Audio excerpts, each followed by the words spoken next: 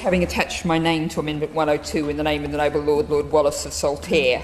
And I'm going to begin by quoting the Noble Lord Evans of Weardale, Chair of the Committee on Standards in Public Life, speaking in this very room on October 13, 2022, quote, "We have clearly, as a matter of policy, turned a blind eye to the perpetrators of corruption overseas, using London for leisure or business," close quote.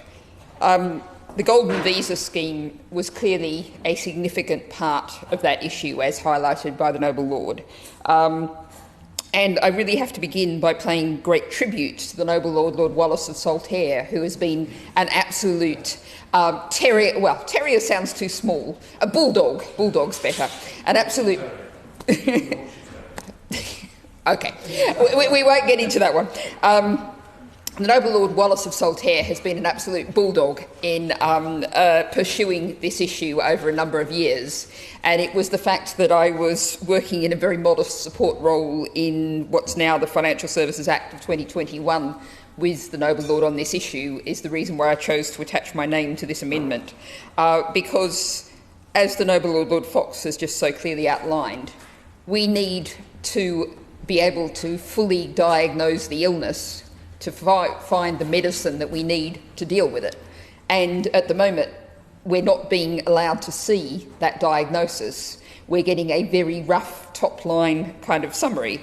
As the Noble Lord Lord Fox said, more than 6,000 of these visas, more than half of them ever issued, were in February 2022, we know, being reviewed for possible national security risks.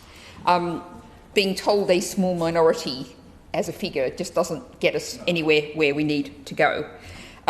We're looking, particularly in the context of the current Russian attack on Ukraine, the current geopolitical situation, at the fact that more than 200 Russian millionaires bought their way into the UK in the 7 years since the scheme was supposedly tightened before it was finally closed.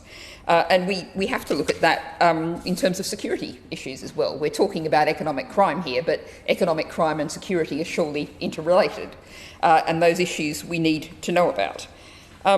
Now, what I would like to do, I mean, this amendment only deals with the review relating to economic crime. I'm sure that's because the Bill Office would have said anything broader would be out of scope. I have no doubt about that. But I do think it's worth putting on the record the need that we actually need to really assess for future lessons what impact this has had much more broadly. I think it would be very interesting, I don't know if the Home Office's report looked at this because I can't see it, but to see what impact it's had on our current housing crisis, what impact it's had in terms of house prices, because surely it has had one. And I think it's also worth highlighting a broader impact in terms of entrenching wealth-based and racialised inequality in the UK.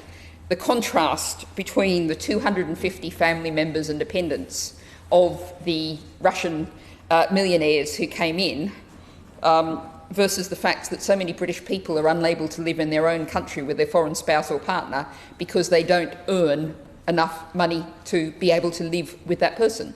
The contrast of that, I think, is really shocking, and we really should be looking at the impacts of that on our society. These golden visas were a disaster. We can only understand that disaster and seek to deal with the effects if we're open about the government's own report.